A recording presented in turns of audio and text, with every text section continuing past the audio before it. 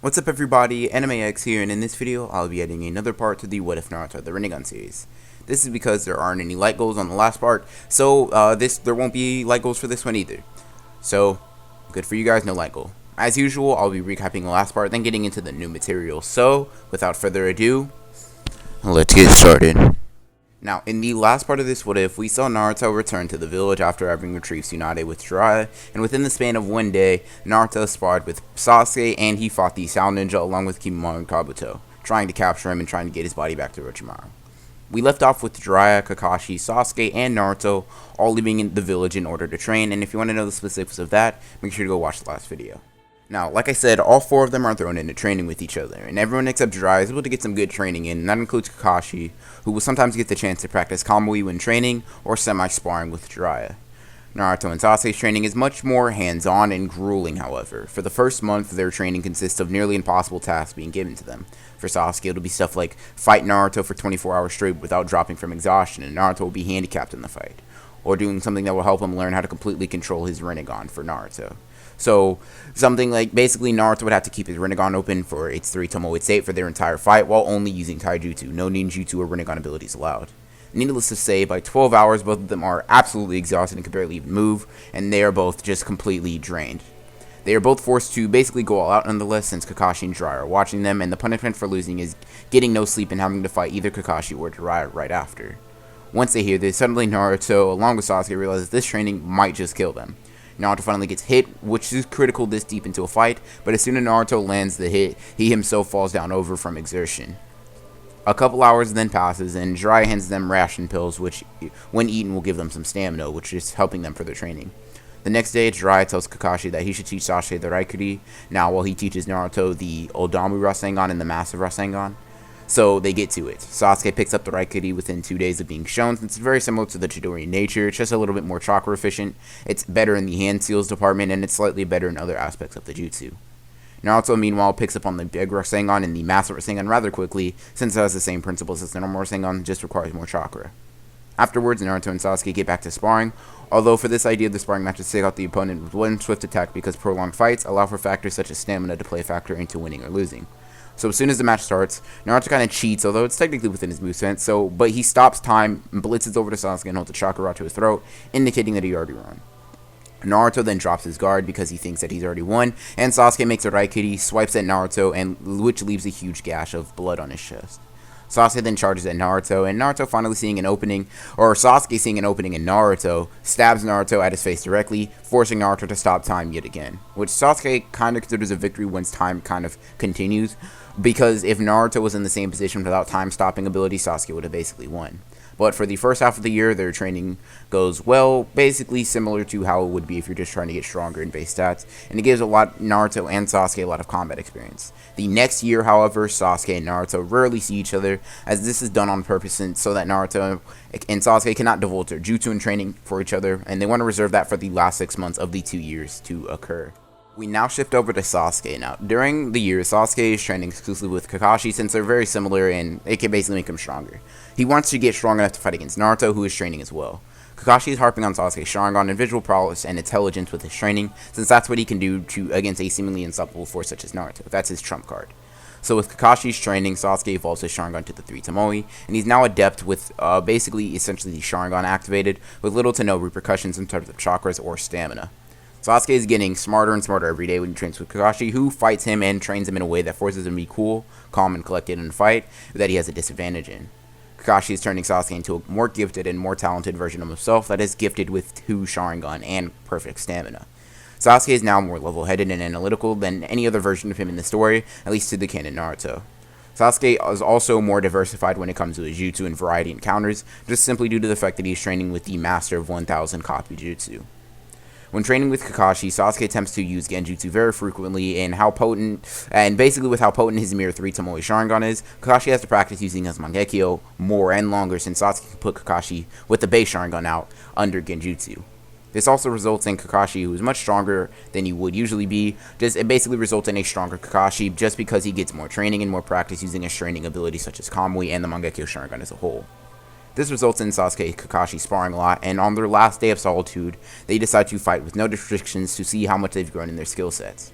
With that, they both hold up the signs indicating that they are about to fight, and they charge at each other. Sasuke and Kakashi clash in their taijutsu bout, both Kakashi and Sasuke being in equal terms of taijutsu, although neither of them are really going all out since neither of them are using a Sharingan. So it's pretty even for both of them.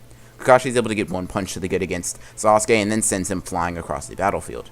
When Sasuke gets up, he decides to take it a little bit more serious as he doesn't want to take too much more damage, and he activates the Sharingan and charges Kakashi yet again. This time, Kakashi hasn't activated the Sharingan yet, so Sasuke is able to completely counter and negate all of Kakashi's attacks and abilities due to him seeing right through the intent and trajectory of all the attacks.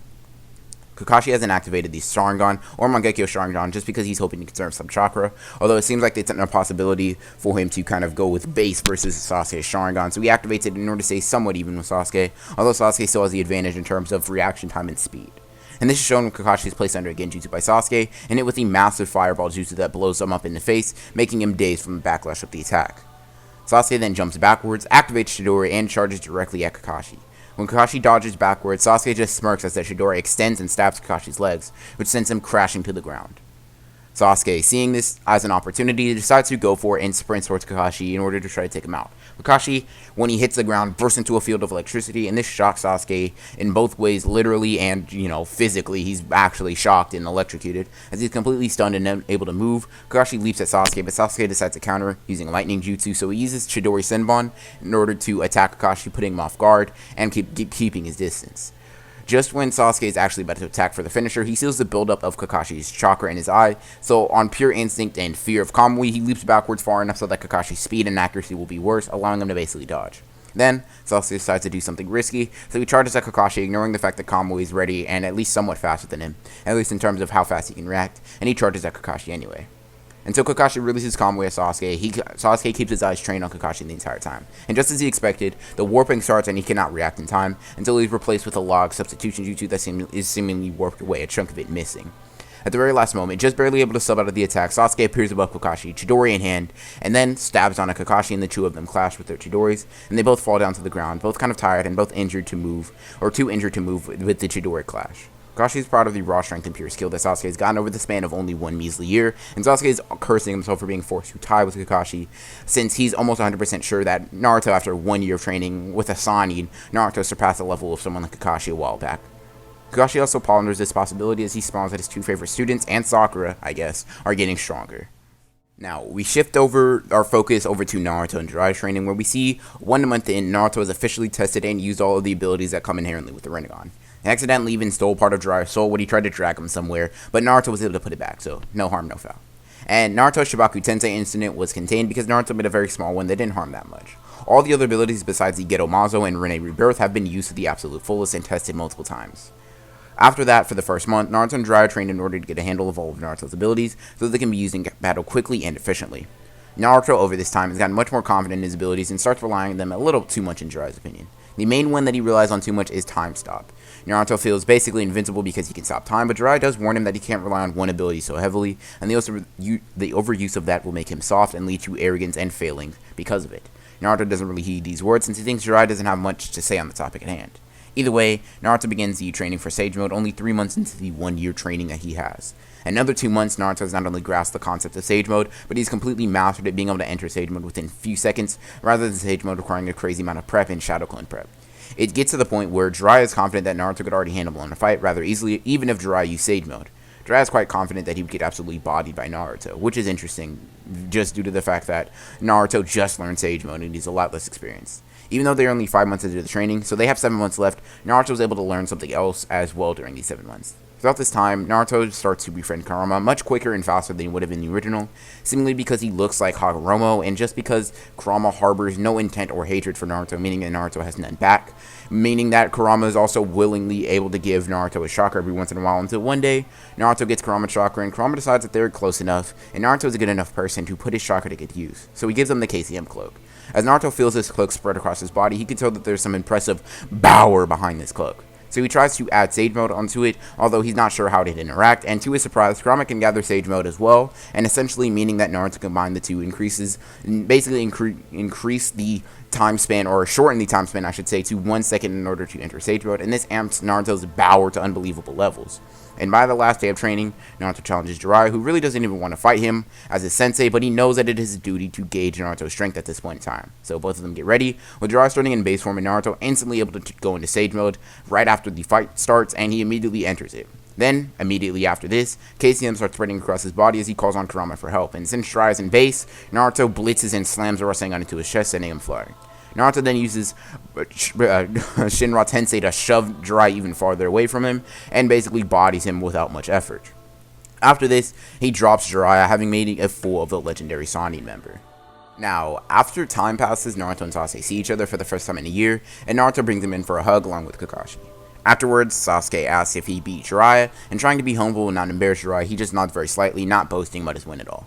Naruto then asks if Sasuke beat Kakashi, and Sasuke just says that they had tied, which Naruto, not knowing his own strength in comparison to Kakashi since last time he saw him they were somewhat relative, thinks that that's a pretty impressive feat. Nonetheless, Naruto's training has not finished because he now has to fight all three of them in order to get practice fighting large groups of people, basically prepping for fighting the Akatsuki. Naruto just shrugs as he says that it'll be fun, but Kakashi steps aside to show that he has an old friend here who has helped them against Naruto, and when he notices that Sakura Haruno is behind them, and she runs to Naruto and Sasuke, bringing them in for a huge hug, almost crushing their spines with her monstrous strength. After the greetings end, Naruto gets in the middle of the formation that they are all in, and they all charge him, except for Jiraiya, who puts his hand together and runs away in order to gather sage energy in peace. Sasuke and Kakashi get to Naruto at the same time, both with Raikuris in hand, and when they get to Naruto's range, Naruto just absorbs a jutsu and kicks them both away rather swiftly. He then turns to see Sakura, who punches directly at Naruto's face, almost connecting to his face, but Naruto jumps backwards in order to dodge the attack. While in the air, he weaves hand seals and shoots a fireball jutsu at Sakura, then immediately after shooting a water dragon, since Sakura dodged the fireball, the water dragon hits her and douses her, putting her into the ground after basically in order to douse her with water. Naruto then turns to Sasuke, who throws a Chidori Senbon at Naruto, and Naruto uses Shinra Tensei in order to block. Then, Sasuke says now, as Naruto realizes that they were trying to force him to use that since they know its time limit. Naruto is now counting down in his head from 5 seconds, but Naruto just smirks to himself as Kakashi gets out his Mangekyo Sharingan, and Naruto's face actually changes to fear for a second as he flashbacks to seeing Itachi's Mangekyo. And while on this days, Sakura has gotten rather close to him, and her fist is mere inches away from Naruto's face, but Naruto, instead of dodging, decides to throw a punch of his own, but due to his superior speed and range, Naruto's punch connects first, sending Sakura away from him, just barely escaping being hit. Then, before Naruto can even react, he's kicked in the back and sent flying into the ground very hard, and the only person with the speed and strength like that and able to catch him off guard like that is Jiraiya in Sage Mode, and has now been entered on him. Naruto knows that Jiraiya is the biggest threat. Obviously, Naruto isn't going all out since he's still in base, but for them to push him this far, even in base form, is pretty impressive, and he's disappointed himself. So Naruto decides to test out something. Naruto makes a massive Rasengan, stops time, charges at Jiraiya, slams Rasengan into him, and goes back to the original place, and then time continues, which sends Jiraiya out of the battlefield a little bit. Everyone is confused by this, but then they realize that stop time has been activated. So Naruto says it kind of failed. He was hoping that they wouldn't notice, and Jiraiya just kind of flew away, but hey, they are aware that he could stop time, so maybe that's why. Naruto then just stops moving for a second and enters Sage Mode. He then closes his eyes as he does this, all of his senses extend outwards, and as they all attack, Naruto's able to quite easily dodge and counter them, with no one being able to touch Naruto at this point, at least individually. Naruto then reopens his eyes, and he senses that Jiraiya is preparing something because he feels a buildup of chakra in Fukasaku.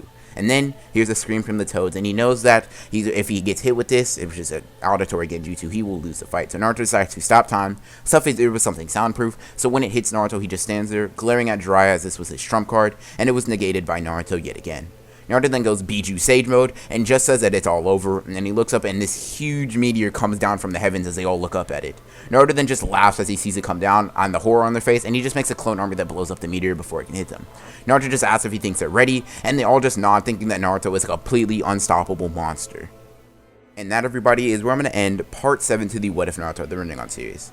Hope you guys enjoyed the video, as I always do, and if you guys have any thoughts, comments, kind of your stuff, let me know down below. I would like to hear your thoughts and stuff like that, what if suggestions, since we're kind of not nearing the end, but we are in Shippuden and I'm moving pretty fast through this series, so I just want to get your guys' opinion on everything, since I'm trying to make this the best series that I can.